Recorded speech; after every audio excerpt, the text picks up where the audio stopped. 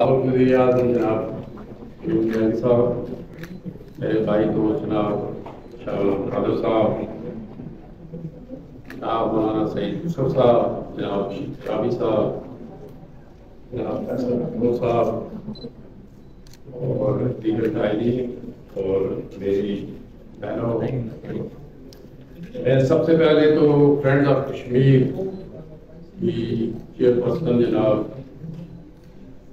غزالہ حبیب صاحبہ کا انتہائی خوشگور ہوں کہ آج انہوں نے علی گیلانی کی پہلی برسی پر یہاں پر یہ تقریب منعقد کی اور ایک لحاظ سے آزاد کشمیر کی تمام سیاسی جماعتوں کو ایک مرتبہ پھر یہاں پر اکٹھا کیا۔ اور آج ہم جہاں علی گیلانی مرحوم کی جو قربانیاں تھی، جو نظریہ تھا، اس کو خراج عقیدت پیش کر رہے ہیں، وہاں پر آج ہمارا تجدید عہد کا بھی دن ہے کہ جس مشن کے لیے، جس نظریہ کے لیے علی گیلانی نے اپنا قربانیاں دی اور مقبوضہ کشمیر میں انتہائی نامساعد حالات میں بھی بھارت کی 9 لاکھ فوج کی موجودگی میں بھی تحریک آزادی کشمیر کو وہاں پر زندہ رکھا، آج ہم انہیں سلام پیش کرتے ہیں۔ اور مجھے علی گیلانی صاحب سے کئی دفعہ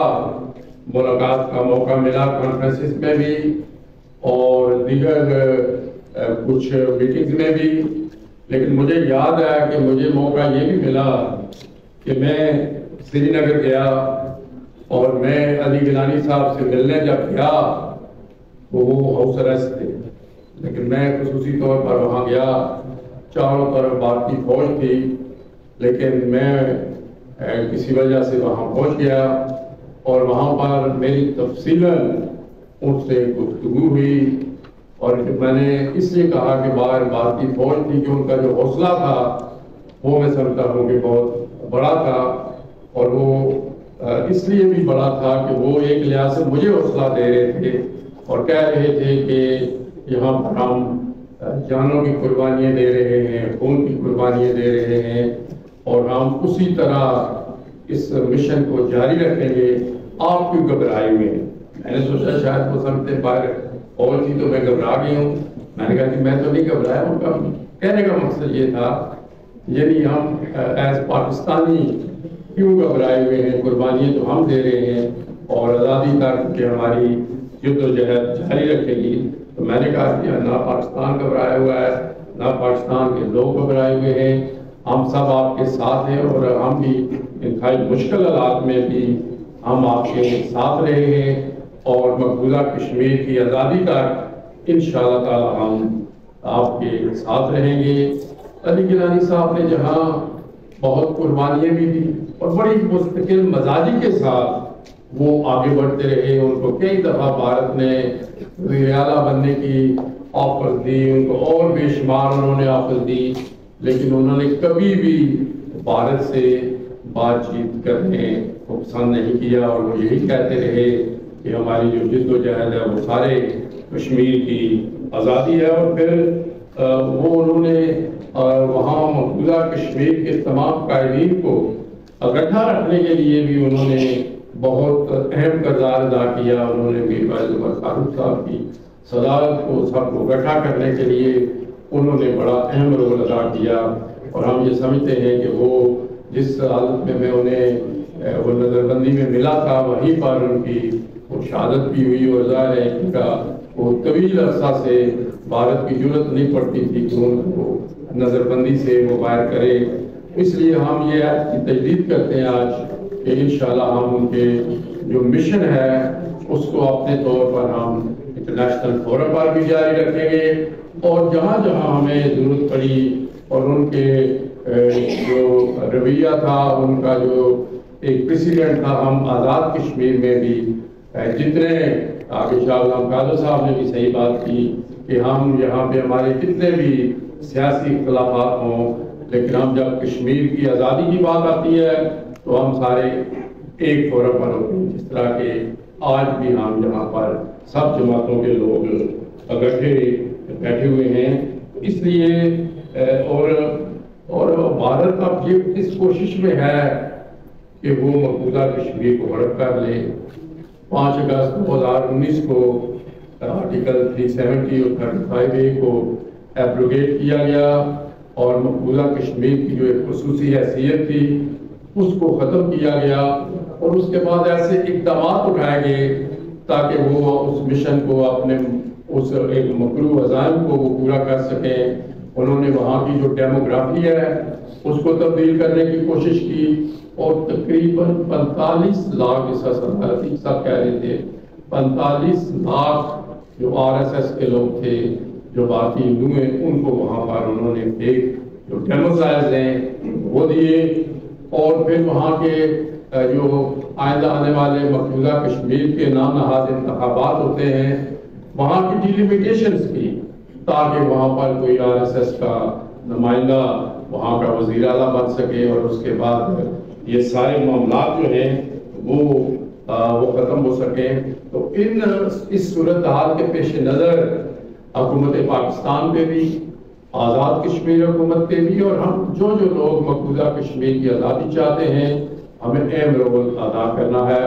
اور ہمیں یہ کوشش کرنی ہے کہ ہم جارحانہ انداز میں مسئلہ کشمیر کو انٹرنیشنل فورم پہ اٹھائیں. اور جہاں بھارت وہاں کوشش کر رہا ہے کہ مقبوضہ کشمیر کو ہڑپ کرے وہاں میں پچھلے مہینے گیا ہوا تھا برطانیہ آئرلینڈ بیلجیم اور دیگر یورپین ممالک میں. وہ میں ایک بات آپ کو بتاؤں کہ بھارت کی یہ کوشش تھی جو کہ وہ دنیا کو یہ کہہ سکے کہ وہ دنیا کی بڑی جمہوریت ہے دنیا کا سیکولر اسٹیٹ ہے وہ اب دنیا کی نظروں میں ناکام ہو چکا ہے. وہاں کی جو پبلک اپینین ہے وہ بھارت کے خلاف ہو چکی ہے اور جو کچھ بھارت وہاں نہ صرف کشمیر میں بلکہ بھارت میں مسلمانوں کے ساتھ کر رہا ہے سکھوں کے ساتھ کر رہا ہے کرسچنز کے ساتھ کر رہا ہے دیگر اقلیتوں کے ساتھ کر رہا ہے اور ہندوتوا کا جو مودی نے نعرہ لگایا تھا اس کو آگے بڑھا رہا ہے. تو اس سے وہ دنیا میں بھی ایکسپوز ہو رہا ہے اور اب ہمیں یہ کوشش کرنی چاہیے جو public opinion international public opinion اس کے خلاف ہو رہی ہے اس کے ذریعے ہم وہاں کی جو پارلیمنٹس ہیں ان تک پہنچے. وہاں کے جو ممالک ہیں وہاں کی جو حکومتیں ہیں ان کے بھارت کے ساتھ بے شمار مفادات ہوتے ہیں چاہے وہ ٹریڈ کے ہوں چاہے وہ مارکیٹس کے ہوں لیکن وہاں کی پارلیمنٹس کے ذریعے ہم یہ کوشش کر سکتے ہیں کہ ہم اسے ایکسپوز کریں اور ہم وہاں پہ جو بھارت کی حکومتیں ہیں ان پر بھی پریشر ڈالیں کہ وہ کشمیری عوام کے حق خودارادیت کی حمایت کریں. اور بھارت جو کچھ اور بھارت نے نہ صرف 5 اگست کے بعد یہ مختلف اقدامات اٹھائے جن کا میں ذکر کر رہا تھا بلکہ مقبوضہ کشمیر میں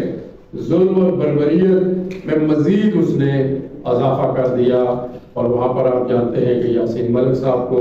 عمر قید کی سزا سنائی گئی. وہاں پر جو بھارت کی فوج میں اضافہ کر دیا گیا. وہاں کے جو جیلیں ہیں جہاں کے جو تھانے ہیں وہ حکومت خانوں میں تبدیل کر کے جو مقبوضہ کشمیر کے نوجوان ہیں وہاں پر تشدد کیا جا رہا ہے اور وہ یہ سمجھتا ہے کہ شاید اس طرح تحریک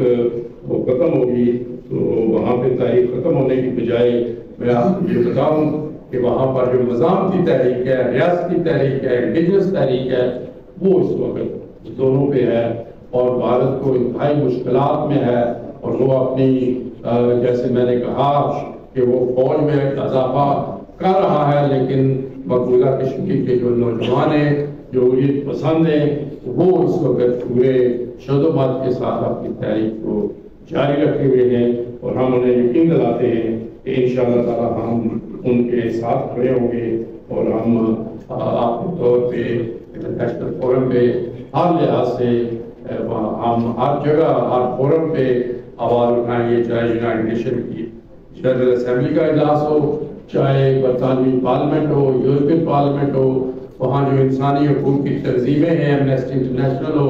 ہیومن رائٹس واچ ہو انشاءاللہ تعالی ہماری آواز ہر جگہ پہنچے گی اور ہم سب آزاد کشمیر کی جو قیادت ہے وہ مل کے انشاءاللہ اس آواز کو بلند کرتے رہیں گے اور ہم آزادی کے بیس کیمپ کو صحیح معلوم ہے آزادی کا بیس کیمپ بنا کے انشاءاللہ تعالی ہم اس کو آگے بڑھائیں گے. اور میں مقبوضہ کشمیر کے عوام کو ایک دفعہ پھر یقین دلاتا ہوں کہ ہم آزاد کشمیر کے سارے لوگ ان کے ساتھ ہیں. ہر فورم میں انشاءاللہ ان کے لیے آواز بلند کرتے رہیں گے. جناب علی گیلانی صاحب کو بھی ہم دوبارہ خراج عقیدت پیش کرتے ہیں جنہوں نے اس تحریک کو زندہ رکھا ہوا ہے.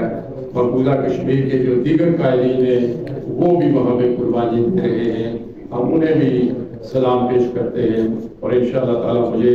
یقین ہے کہ جس کا بھارت پوری دنیا میں آپ ایکسپوز ہو رہا ہے وہ انشاءاللہ مقبوضہ کشمیر کی آزادی اب دور نہیں ہے. میں آخر میں ایک مرتبہ پھر حبیب صاحبہ کا شکر گزار ہوں کہ پہلے بھی آئی اور انہوں نے ایک کانفرنس منعقد کی